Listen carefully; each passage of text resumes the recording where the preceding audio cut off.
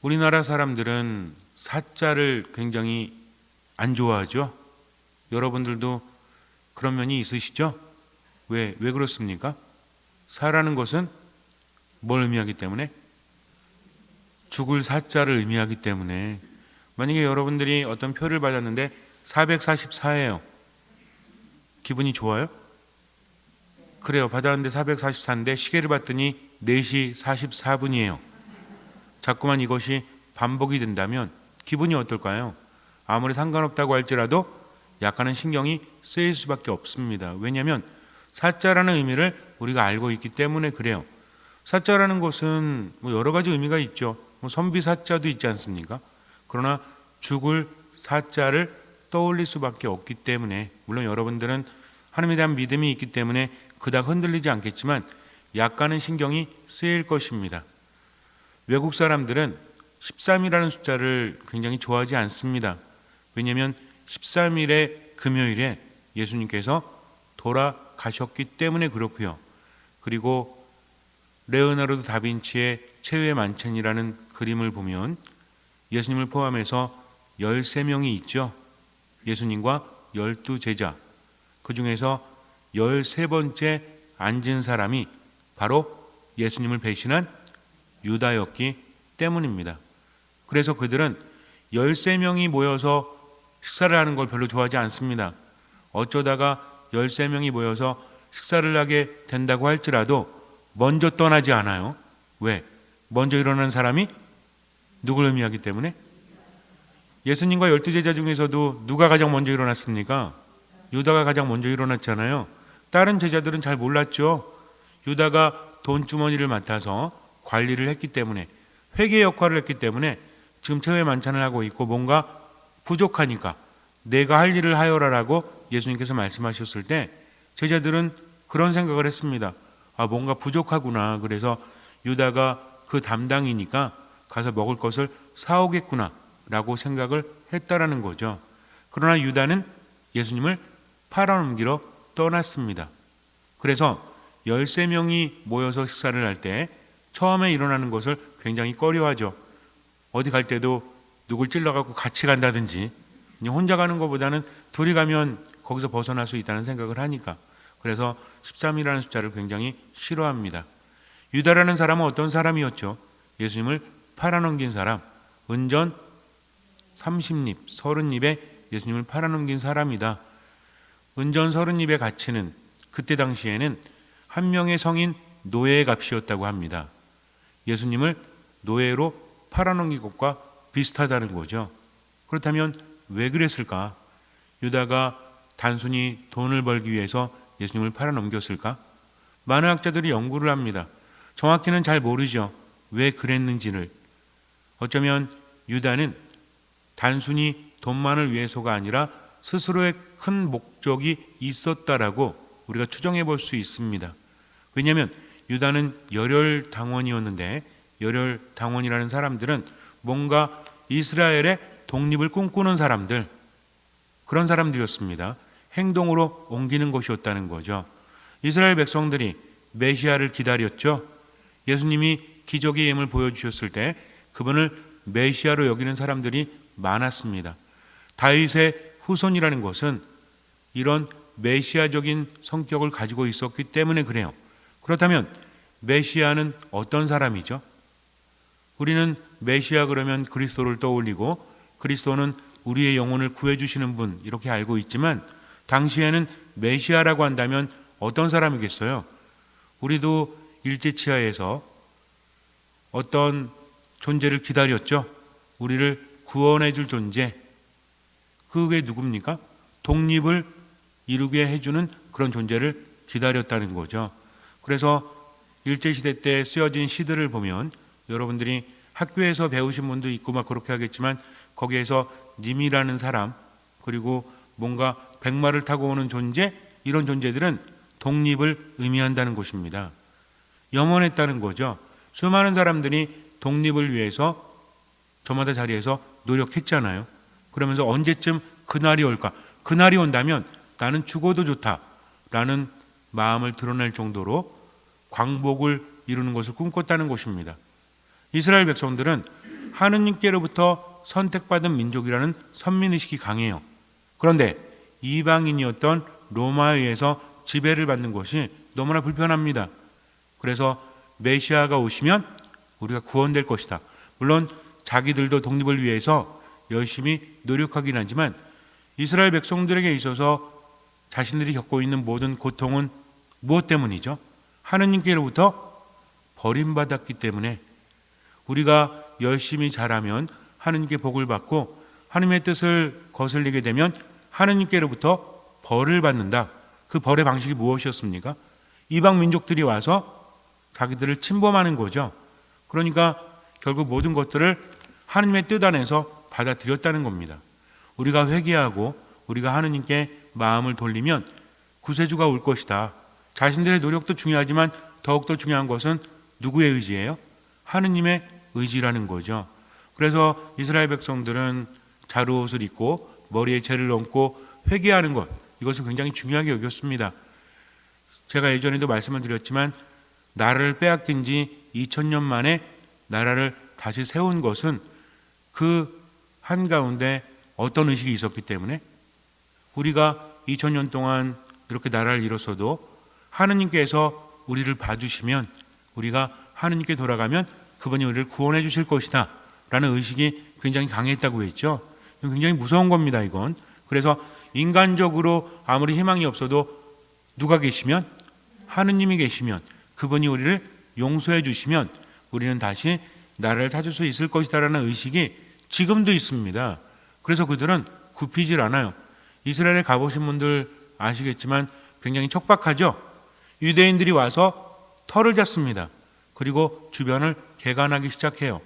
정말 놀랐습니다. 아니 어떻게 저런 데서 저렇게 살아갈 수 있지? 주변에 아랍 사람들의 위협도 분명히 있거든요. 그럼에도 불구하고 그들은 하느님에 대한 믿음 때문에 자기들의 민족이 하느님 안에 머물면 하느님께서 이끌어 주실 것이다 라는 믿음 때문에 꿋꿋하게 버텨간다는 거죠. 이런 정신적인 의식은 무시할 수 없습니다. 그래서 유대인들 하면 지금도 전 세계에서 대단한 사람들이죠. 어쨌든 그래서 메시아가 오시면 우리를 구원해 주실 것이다 라는 믿음이 있었다는 겁니다. 유다도 열혈당원으로서 그렇게 예수님을 따랐던 거죠. 예수님을 보는 눈이 분명히 있었을 거예요. 저분의 기적의 힘이라면, 그리고 수많은 사람들이 예수님을 따랐고 당시에 예수님은 엄청나게 인기가 많았습니다. 수많은 사람들의 바램을 채워주는 분이었기 때문에. 왜 그렇죠? 그분이 출신 성분이 좋아서, 물론 다윗의 후손이긴 하지만 가난한 집안이었죠. 내세울 건 아무것도 없었습니다. 그러나 강력한 힘이 있었죠. 무엇이었습니까? 기적을 행하신다는 것, 수많은 사람들이 그분을 따른다는 것. 우리가 성지주일에도 함께 묵상했지만 예수님께서 예루살렘에 입성하실 때 수많은 사람들이 열렬히 환호하죠. 빨마가지를 손에 들고 다윗의 후손이라고 외칩니다. 가만히 보니까 무엇과 같아요? 예수님께서 왕의 행렬과 같은 모습으로 오신다는 거죠. 수많은 사람들이 열광하고 있습니다. 예수님의 한마디면 뭔가 일이 일어날 수도 있었다라는 것이죠. 예수님께서 나와 함께 가자, 로마를 쳐부수고 이스라엘을 다시 세우자라고 하셨다면 수많은 사람들이 들고 일어났을 것입니다. 왜? 예수님에 대한 믿음이 아주 강했기 때문에. 그런데 예수님은 지금 왜 가시는 거예요? 순환당하시고 돌아가시기 위해서 가신다는 겁니다. 예수님은 아버지의 뜻대로 그렇게 마지막 목숨까지도 바치셔야 했다는 거죠. 그러나 사람들은 겉으로 드러난 모습만 보면서 자신의 뜻대로 예수님을 판단하고 있었어요. 유다도 마찬가지였다라고 합니다. 하나의 추정이에요.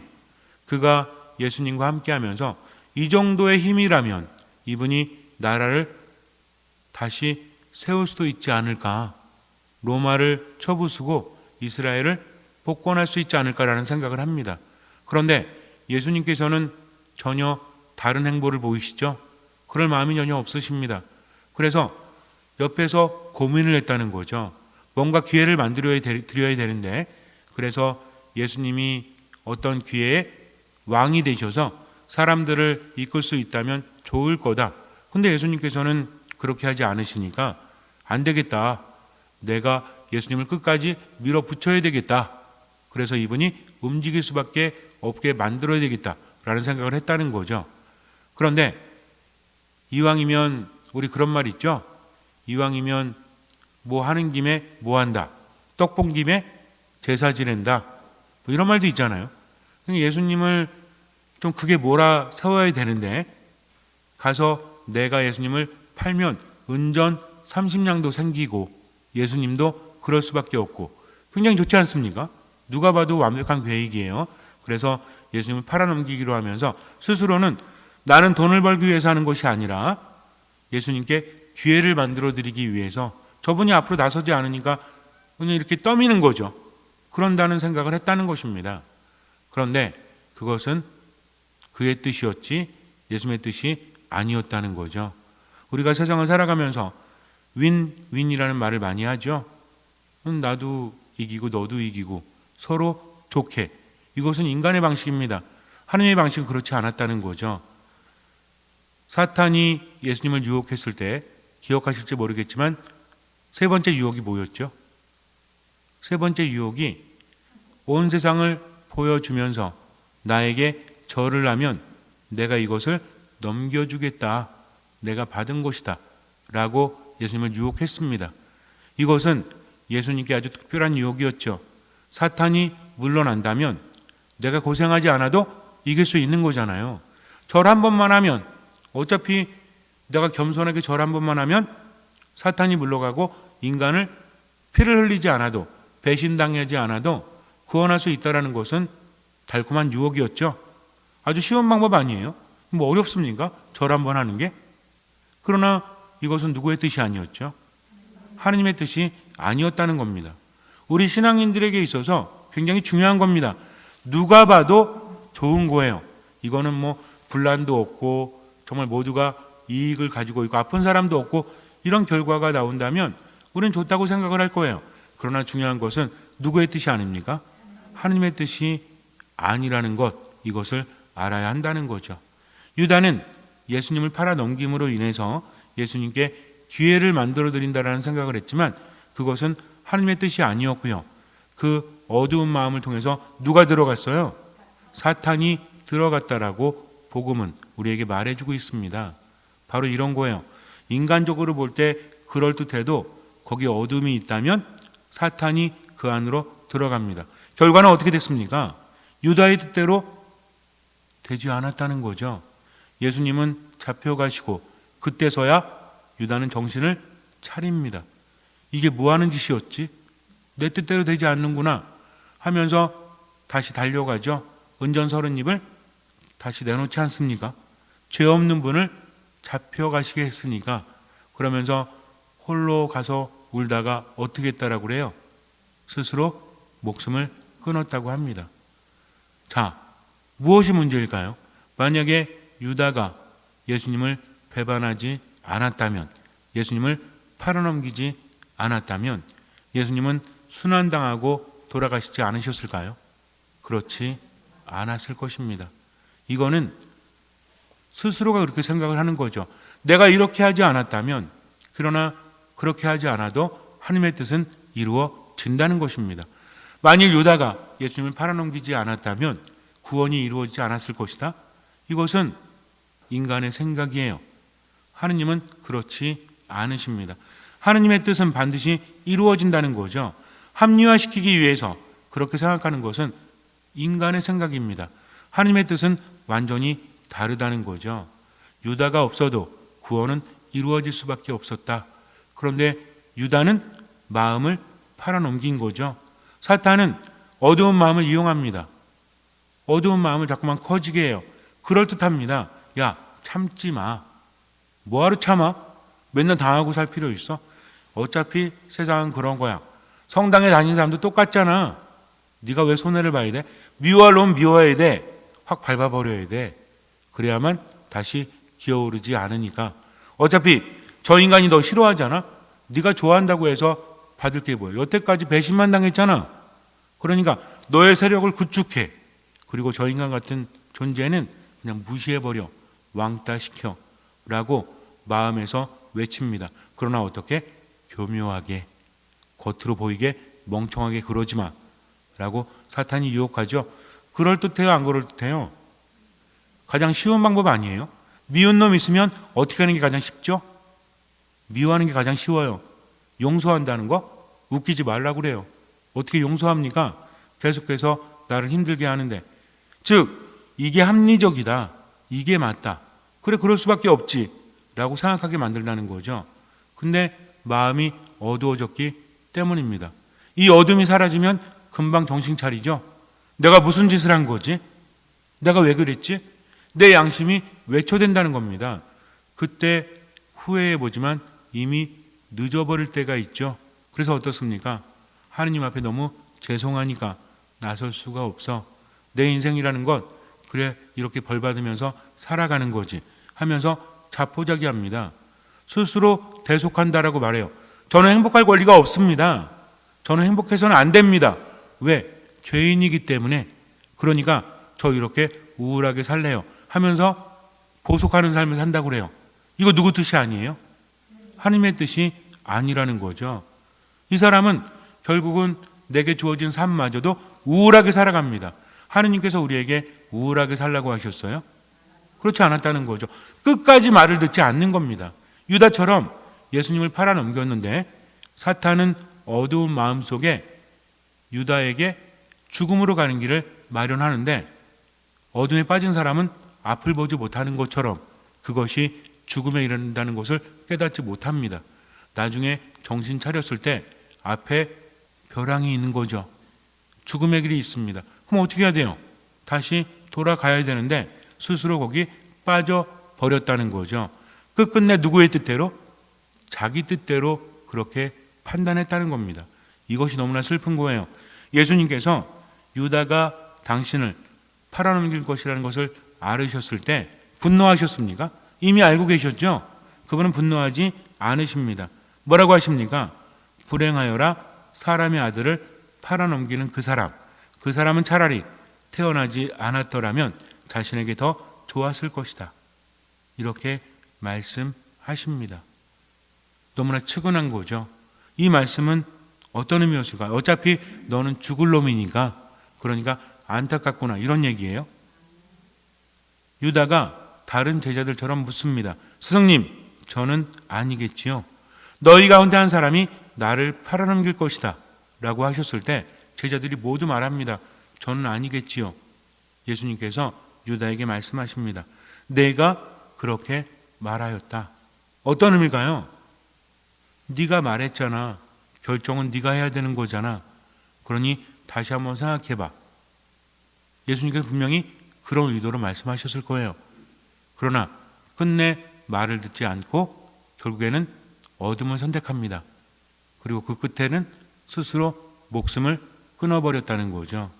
이것이 바로 문제라는 거죠. 우리 역시 마찬가지입니다.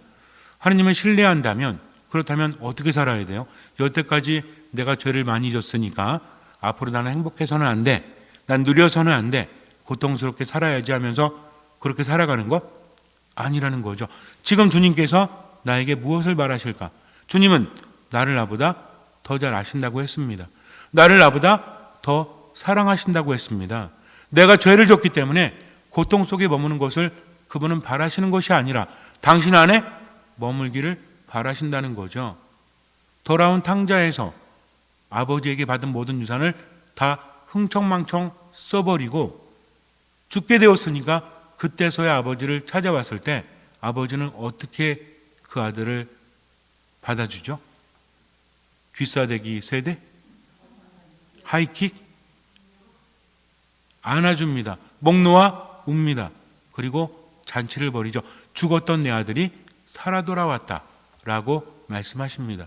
이것이 하느님의 마음이라는 거죠. 내가 죄가 많아서 너무나 죄송한다고 할지라도 어떻게 살면 돼요? 하느님의 뜻대로 나만을 위해서 살아가는 것이 아니라 그분이 나에게 무엇을 바라시는가. 때로는 억울하고 때로는 답답하고 때로 힘들어도 하느님께서 나에게 바라시는 사랑을 실천하기 위해서 최선을 다할 때 우리는 하느님 안에 머무는 겁니다. 그래서 신앙이란 무엇이다? 하느님을 따라가는 거다. 그분의 말씀을 듣는 거다. 내 스스로 판단하지 않는 것이라는 거죠. 유다가 끝내 판단하지 않았다면 예수님께 돌아와서 주님 정말 죄송합니다. 제가 악한 마음을 품었습니다. 저 용서해 주십시오. 함께 죽겠습니다. 라고 예수님을 따라갔다면 유다는 용서받았을 거예요. 그러나 끝내 예수님을 찾지 않았습니다. 예수님 옆에 강도가 매달렸죠. 이 사람들은 무슨 죄를 졌는지 정확히 나오지 않지만 엄청난 죄를 졌을 겁니다. 왜? 십자가형을 선고받았기 때문에. 그런데 한 사람은 어떻게 했어요? 네가 메시아면 우리도 살리고 너도 살아봐 라고 외치죠. 또 한 사람은 어떻습니까? 우리야 죄를 져서 이것이 마땅하지만 저분이야말로 무슨 죄가 있단 말이냐? 저분을 모독하지 마라. 그러면서 예수님께 뭐라고 하십니까? 당신의 나라에 들어가실 때 저를 기억해 주십시오. 그랬더니 예수님께서 뭐라고 하시죠? 조용히 해 임마. 니들 같은 죄인들이 뭘 이제 와서 이렇게 말씀하십니까? 너 치사하지 않아? 여태까지 회개할 기회가 많은데 죽게 돼가지고 그때 가서 회개한다 한들 무슨 의미가 있어? 지금 네가 할 수 있는 게 뭐가 있어? 라고 하십니까? 오늘 정녕 내가 나와 함께 낙원에 들 것이다. 왜 그렇습니까? 그분은 용서해 주시는 분, 그분은 받아주시는 분. 그러나 돌아왔을 때야만 받아주신다는 거죠. 한 사람은 예수님과 함께 낙원에 들었고 한 사람은 가지 못했어요. 바로 옆에 있었음에도 불구하고. 왜 그렇습니까? 한 사람은 예수님을 알아보고 돌아왔지만 한 사람은 돌아오지 않았기 때문입니다. 그렇다면 유다가 돌아왔을 때 예수님은 받아주셨을까요? 받아주지 않으셨을까요? 당연히 받아주셨겠죠. 그러나 유다는 끝끝내 돌아오지 않았습니다. 자, 우리는 어떻습니까? 믿음이 있다라고 말하면서 그것이 죄송해서든 아니면 내 이기적인 마음에서든 누구의 판단대로 해요? 이건 우리 각자가 대답해야 됩니다. 저는 아니겠지요 라고 했을 때 예수님은 나를 보시면서 말씀하십니다. 내가 그렇게 말하였다. 지금 내 마음속에서 그분의 말씀을 듣고 그분을 따라간다면 때로는 아프고 때로는 힘들어도 내 뜻이 아니라 하느님의 뜻대로 아버지 이 잔을 제게서 거두어 주십시오. 그러나 제 뜻대로 마시고 아버지 뜻대로 하소서라고 기도하셨던 예수님 안에 머물 수 있는 것이죠. 이것이 바로 신앙입니다. 잠시 눈을 감으세요. 때로는 깔끔하지 않을 때가 있죠. 너무 죄송할 때가 있습니다. 내가 이렇게 하느님 안에 머물러도 좋은가? 나는 죄가 많은데. 그러나 이 또한 교만이라는 거죠. 우리의 죄가 진홍색처럼 붉을지라도 눈처럼 희게 하시는 분이 하느님이십니다. 그분은 당신의 목숨으로 우리를 구원하셨습니다. 내 죄 속에 빠져서 허우적거릴 것이 아니라 지금 주님께서 나에게 무엇을 바라시는가 듣는 마음으로 순명하는 것이 더 중요하다는 거죠. 스스로 판단하지 마세요. 오히려 내게 주신 주님께 감사드리면서 그 삶을 주님의 뜻대로 적극적으로 베풀면서 살아가십시오. 그것이 하느님의 뜻입니다. 오로지 하느님을 신뢰하면서 그렇게 살아가십시오. 주님께서는 그 믿음을 보시고 우리 삶에 놀라운 기적을 일으켜 주실 것입니다. 아멘.